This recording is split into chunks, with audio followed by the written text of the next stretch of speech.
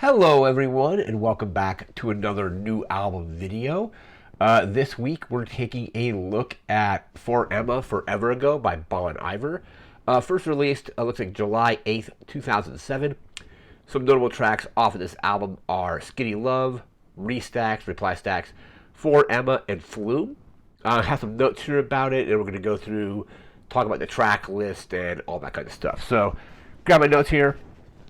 Like I mentioned earlier, first released July 8th, 2007. Basically, this is essentially a solo band for the most part. Um, Mostly the work of Justin Vernon.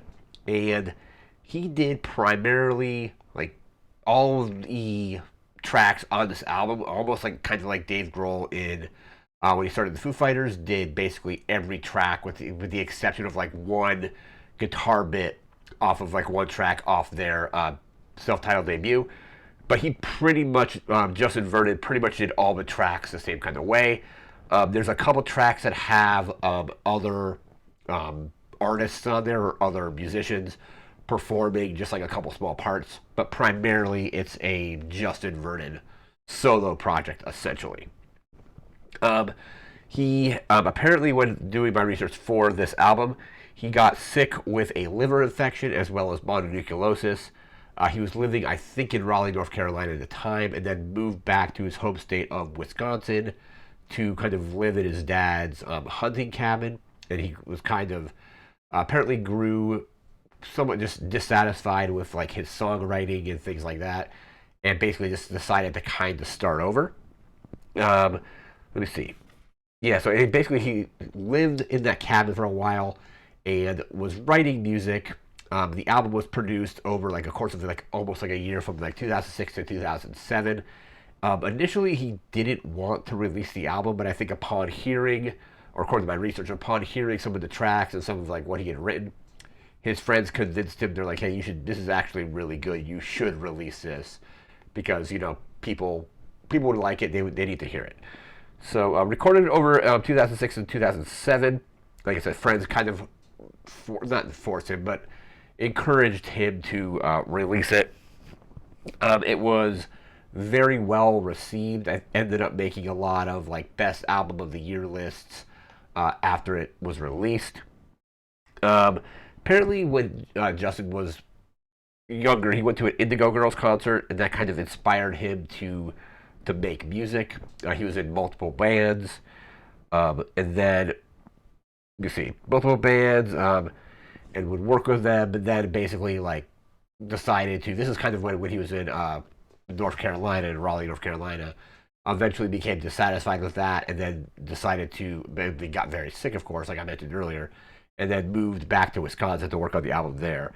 We're going to take a look at some reviews for this album. Let me bring up just some quick little snippets here.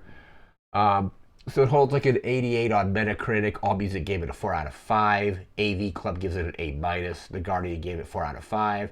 5 out of 5 for Mojo. Pitchfork gave it, looks like a 9.1 out of 10. Is that a 9? Or it might be an 8.1. Q gave it a 4 out of 5. Rolling Stone gave it looks like a 3.5 out of 5. And then Spin gave it 4 out of 5, and Uncut gave it a 5 out of 5. The reason I ended up coming to like I had heard of this is like my like I've listened to the album twice for this getting ready for this video, but the main reason I ended up kind of knowing like I had heard the name Bon Iver but had never listened to any of their music or his music, depending on how you want to look at it. But none of the music off any of their albums. And then I think it was on Taylor Swift's Folklore. There's a collaboration called Exile. So that's kind of where I first actually listened to Bon Iver was through Folklore by Taylor Swift, and then I believe they did another collaboration in the same year off of Evermore, which is like the follow-up album, kind of like I consider it to be like the same era basically. But another, I think that one was called Evermore. So like Evermore off Evermore. I would have to bring that up. Let me actually see here.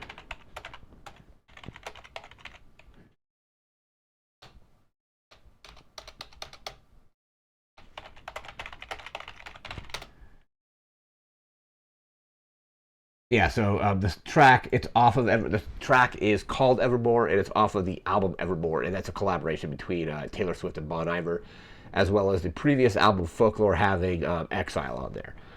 Exile, one of the best tracks on that album. Those two, Folklore and Evermore, are probably two of my favorite Taylor Swift albums because they definitely go away from what she was doing prior to that. But that is what brought me to listen to Bon Iver, listen to this album for this video, and then I listened to another one, which I think was from a few years later, just called Bon Iver. So it was like a self-titled, but it wasn't their first album. Let's go ahead and take a look at our track list for this album here.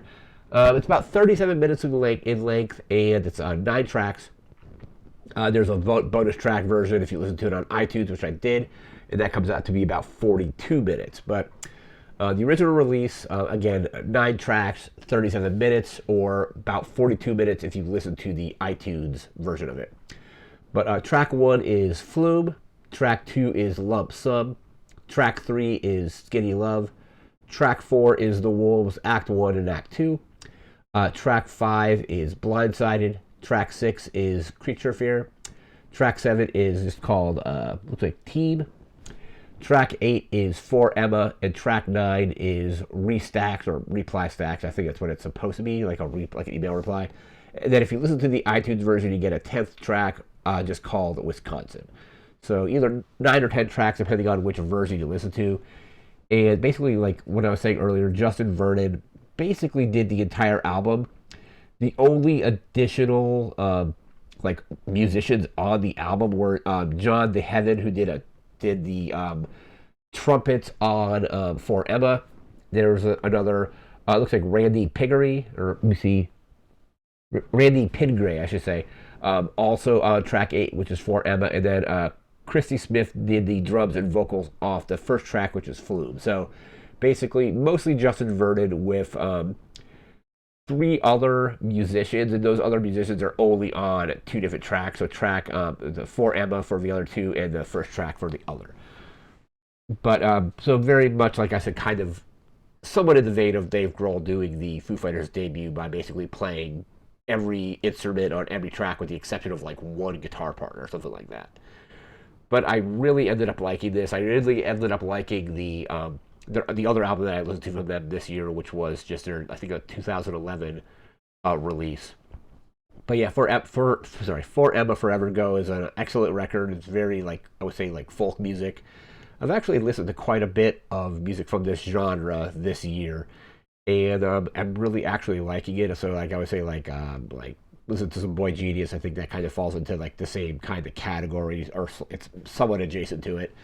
Other artists that like a little bit of Joni Mitchell as well. But yeah, this has been the video for Emma Forever Go by Bon Iver. I would definitely recommend checking it out. Like I said, I came to them kind of from the collaborations they did with Taylor Swift on Folklore and Evermore. And I'm glad I've listened to a couple of their albums. I'm going to go probably see if there's any other albums I can probably stream from them and listen to more of that. That's definitely, this is definitely a good album, and Bon Iver's on a very good, I don't want to say band, but a very good musician. Like I said, it's mostly Justin Vernon, but definitely worth checking out. That is going to do it for this video. We'll be back again next week with a completely new album. Until then, remember to like, comment, share, and subscribe. Thanks again for watching. Take care and have a good one. See ya.